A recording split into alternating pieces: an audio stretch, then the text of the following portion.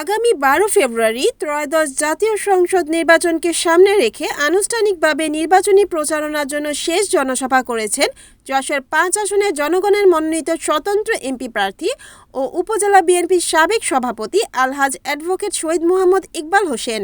সোমবার বিকালে মনিরামপুর উপজেলার রাজগঞ্জ বাজার হাইস্কুল মাঠে স্বতন্ত্র প্রার্থী শহীদ ইকবালের কলস মার্কায় নির্বাচনী প্রচারণার গণমিছিল ও জনসভা অনুষ্ঠিত হয়। শহীদ ইকবালের কলস মার্কার সমর্থনে গণমিছিল ও জনসভায় মানুষের ঢল নামে। বিকালে সভাস্থলে ও আশেপাশের অলিগলিতে মানুষের উপস্থিতি জনস্রোতে পরিণত হয়। সভাস্থল এলাকা জুড়ে অবস্থান নেন বিএনপির হাজার হাজার নেতাকর্মী ও সমর্থকেরা।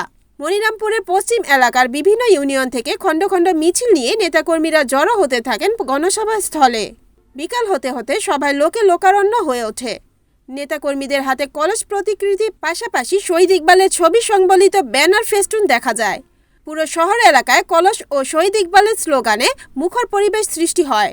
জানা গেছে, নির্বাচনী শেষ জনসভা ও গণমিছিল শুরুর মধ্য দিয়ে রাজগঞ্জ এলাকা জুড়ে স্বতন্ত্র প্রার্থী শহীদ ইকবালের কলস প্রতীকের নির্বাচনী প্রচার কার্যক্রমে বিজয় শুভ সূচনা হয়।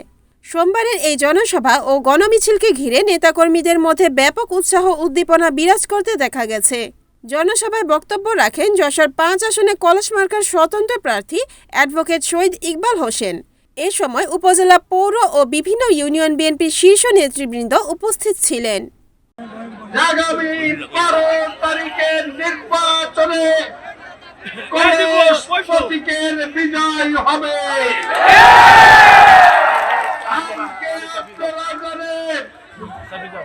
কি কারণে আমি আজকে স্বতন্ত্র প্রার্থী? আমি সে কারণে স্বতন্ত্র প্রার্থী, সেই সিদ্ধান্তের জবাব মানুষ আগামী ১২ তারিখে। আমি আপনাদের ভাই, আমি আপনাদের কাছের মানুষ। ১৯৭৯ সাল থেকে আজ পর্যন্ত আপনাদের মাঝে থেকে রাজনীতি করছি এবং আপনাদের সাথে নিয়ে রাজনীতি করছি। আমি কখনো মনিরামপুর ছেড়ে যাইনি। আমি মনিরামপুরের বাইরে গড়ে তুলিনি। আপনারা জানেন আজকে অন্য প্রার্থী যারা রয়েছে তারা কে কোথায় বসবাস করে এবং কোথাকার তারা সন্তান সব আপনারা জানেন।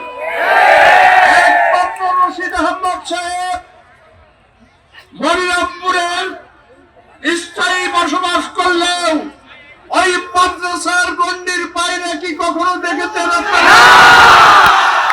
আমাদের ১৩ জন নেতা হত্যার শিকার হয়েছে, কোন জানাজায় দেখেছেন?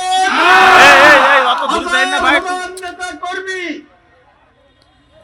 জেল খেলেছে, জুলুম অত্যাচার নির্যাতনের শিকার হয়েছে, কোনদিন কি তার দেখা মিলেছে?